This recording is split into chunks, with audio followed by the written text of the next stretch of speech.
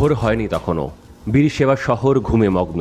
মরুভূমির কোলে ছড়িয়ে থাকা ঘরবাড়িগুলোর ভেতর মানুষ নিশ্চিন্তে ছিল, ভাবছিল হয়তো রাত পার হয়ে যাবে নিরাপদেই। তবে হঠাৎ করে আকাশ কেঁপে উঠল, বেজে উঠল বিপদের সাইরেন। মুহূর্তের মধ্যে শহরের মাঝখানে নেমে এলো দানবীয় এক আগুনের বল। ইরানের একটি ব্যালিস্টিক ক্ষেপণাস্ত্র সোজা এসে আঘাত করল একটি আবাসিক ভবনে। ঘরটির একাংশ ধসে পড়ল। যেটিকে সবাই বলতো নিরাপদ ঘর, সেই ঘরেই মারা গেল 4 জন। যুদ্ধ প্রায় শেষের দিকে, কিন্তু এই হামলা যেন এক কঠিন বার্তা দিয়ে গেল। ইরান দেখিয়ে দিল চাইলে তাদের হাতও পৌঁছে যেতে পারে যে কোনো ইসরায়েলি ঘরের ভেতরেও। ভয়ঙ্কর খাইবার শেখান ক্ষেপণাস্ত্র দিয়ে তারা যেন ইসরায়েলের আকাশ প্রতিরক্ষাকে নিয়ে ছেলে খেলা করল।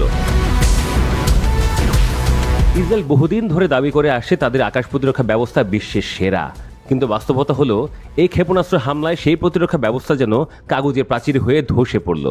একের পর এক শহরে আঘাত। পেতাহ তিকভায় আরেকটি হামলায় নিহত হন আরও 4 জন। সরকার অনুমোদিত আশ্রয়কক্ষ রক্ষা করতে পারেনি বাসিন্দাদের।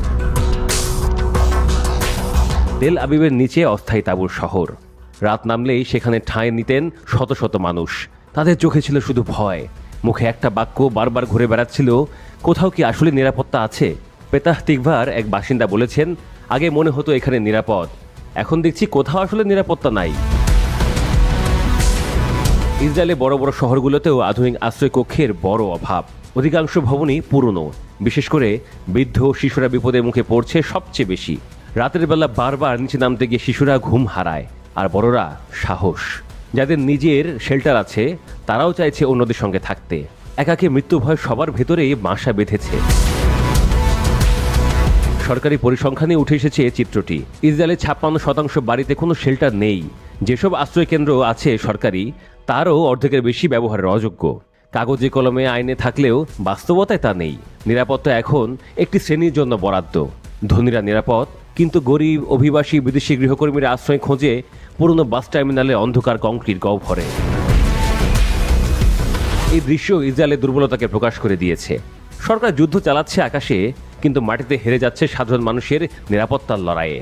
রাজধানী থেকে উপকূলীয় শহর পর্যন্ত মানুষের আশ্রয়স্থল হয়ে উঠছে পার্কিং গ্যারেজ, কারণ তাদের নিজস্ব শেল্টার তো ব্যবহারযোগ্য নয়, নয়তো একেবারেই নেই। যুদ্ধ শুরুর 7 দিন পর ইসরায়েল যে অর্থ বরাদ্দ দিয়েছে তা প্রয়োজনের তুলনায় হাস্যকর। এতদিন যারা বেঁচে আছে তারা ভাগ্যবান, কিন্তু আতঙ্ক এখনও কাটেনি। ইরান ছুড়ে দিয়েছে 500 ক্ষেপণাস্ত্র, 1000 ড্রোন। প্রাণ গেছে 29 জনের, গৃহহীন হয়েছেন প্রায় 10,000 মানুষ।